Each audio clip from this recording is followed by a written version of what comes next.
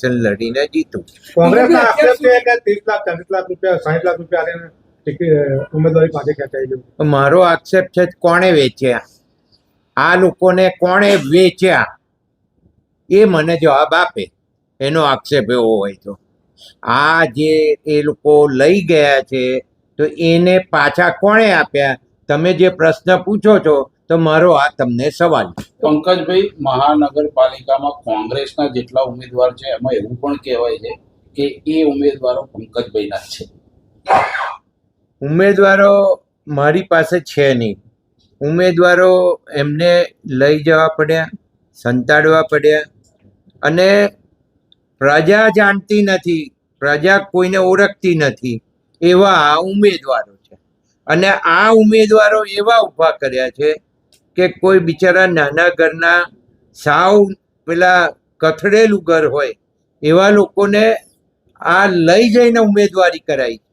એમ મને એવી ખબર પડી છે કે એના ઘરના લોકોએ એટલી બધી વિનંતી કરી છે આ શહેર કોંગ્રેસ પ્રમુખને કે ભાઈ અમારા જેમને તમે ઉમેદવારી કરાઈ છે એને અમને પાછા સોંપી દો, છતાં એ લોકોએ સોંપ્યા નથી. એવું પણ મારી જાણમાં છે. પંકજભાઈ, કેટલી સીટ આવશે મહાનગરપાલિકામાં? આજે ફોર્મ બધા ભરાઈ ગયા છે અને હું અત્યારે એનું અવલોકન કરવા બેસીશ અને પછી મારી સ્ટ્રેટેજી નક્કી થશે. અને ભારતીય જનતા પાર્ટીની સ્ટ્રેટેજી તો છે જ, અને અમે રિઝલ્ટ લાવવાના છીએ.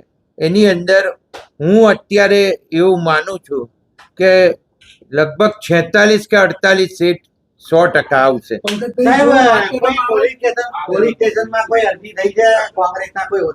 મારી જાણમાં નથી, મારો એ વિષય નથી અને હું એમાં પડતો નથી. એટલે જ મેં પહેલેથી કહેલું કે મારે કોઈ બિનહરીફમાં પડવું નથી અને હું ક્યાંય નીકળ્યો નથી અને હું ક્યાંય એના માટે જવાનો નથી. આવું સ્પષ્ટતાથી મેં કહ્યું.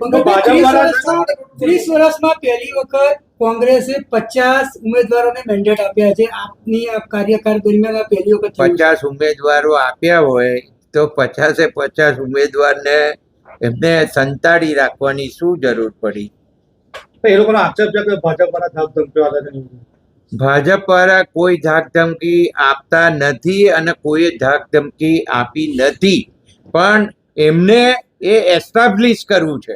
અને જુઠ્ઠું બોલવું, જોરથી બોલવું આ અહીંના શહેર કોંગ્રેસ પ્રમુખનો વિષય છે અને એને વારંવાર નડિયાદની અંદર નડિયાદ મહાનગરપાલિકા, વડતાલ જિલ્લા પંચાયત અને 2 તાલુકા પંચાયતો એ બિનહરીફ થઈ છે.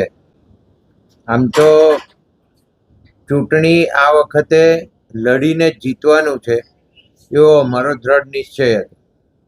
અને જ્યારે નીતિનભાઈ પટેલ સાહેબ, સરદાર પટેલ સાહેબના જન્મસ્થળ ઉપર આવ્યા ત્યારે પણ મેં બધાને કહ્યું હતું જ કે આપણે ઇલેક્શન બિનહરીફ કરવાનું નથી. બધાએ ચૂંટણી ડોર ટુ ડોર કેમ્પેનિંગ કરી, પ્રજા પાસે જઈ, પ્રજા પાસે મત માગી અને ચૂંટણી જીતવાની છે. એટલે અમારો કોઈ પ્રયત્ન આ બિનહરીફ કરવા માટેનો હતો નહીં. છતાંય આ 3 બેઠકો મહાનગરપાલિકાની બિનહરીફ થઈ છે.